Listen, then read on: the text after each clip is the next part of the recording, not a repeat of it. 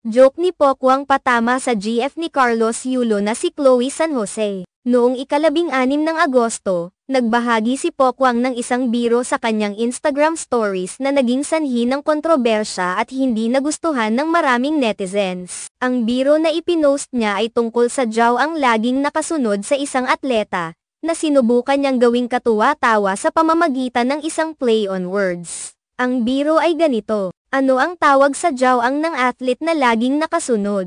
Eddie Athlete's Foot. Sa biro na ito, tinangkang pagsamahin ang pangalan ni Eddie sa terminong athlete's foot na isang uri ng fungal infection sa paa na kilala sa mga atleta. Bagaman ang layunin ng biro ay magpatawa, mukhang hindi ito tinangkilik ng maraming tao. Maraming mga netizens ang tila hindi natuwa at nakaramdam ng pagkabahala sa pagpapahayag ni Pokwang. Ang ganitong uri ng biro ay maaaring magdulot ng hindi inaasahang reaksyon, lalo na kung ang paksa ay sensitibo at may kinalaman sa mga kilalang personalidad tulad ni na Carlos Yulo, ang tanyag na gymnast, at ang kanyang girlfriend na si Chloe San Jose, pati na rin ang kanilang pamilya. Ang biro ni Pokwang ay tila may kinalaman sa isang isyu na umiikot sa relasyon ni Carlos Yulo at Chloe San Jose. Ang parehong atleta at ang kanyang girlfriend ay napapansin sa publiko at ang kanilang personal na buhay ay madalas na napag-uusapan. Sa ganitong konteksto, ang biro ni Pokwang na maaaring magpatawa sa iba ay nagdulot ng hindi magandang pakiramdam sa iba pang mga tao.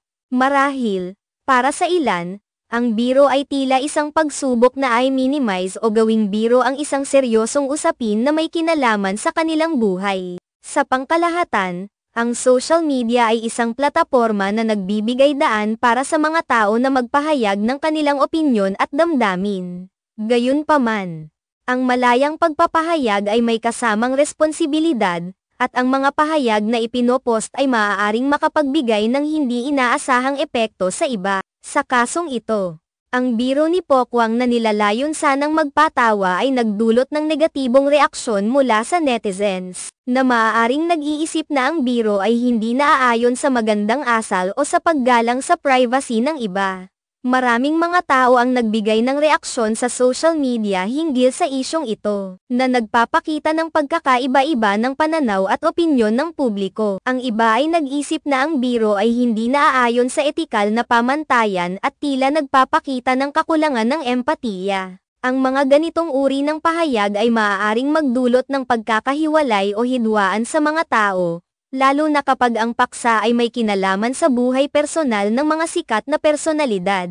Ang pangyayari na ito ay nagbigay diin sa kahalagahan ng pag-iingat sa pagbibiro sa social media. Ang pagpapahayag ng sarili sa mga ganitong plataporma ay dapat isinaalang-alang ang mga posibleng reaksyon ng publiko, at dapat isaisip ang damdamin ng ibang tao. Ang bawat pahayag ay may potensyal na makapagbigay ng iba't ibang reaksyon, at hindi palaging nakakaasa na ang bawat biro o pahayag ay tatanggapin ng positibo. Minsan, ang mga simpleng biro o pagpapahayag ay maaaring magdulot ng mas malalim na epekto, kaya't mahalaga na maging sensitibo sa mga pahayag na ipinopost sa social media. Ang pagkakaroon ng respeto sa buhay personal ng ibang tao at ang pag-iwas sa pakikialam sa kanilang mga pribadong usapin ay isang mahalagang aspeto ng magandang asal.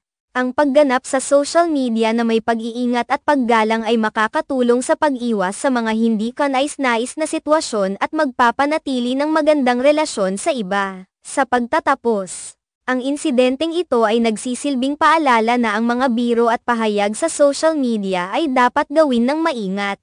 Ang layunin ay hindi lamang ang magpatawa, kundi ang tiyakin din na ang mga pahayag ay hindi magdudulot ng hindi magandang epekto sa iba. Ang pag-unawa sa epekto ng mga salita at ang pagpapakita ng respeto sa iba ay mahalaga sa pagbuo ng positibong interaksyon sa digital na mundo.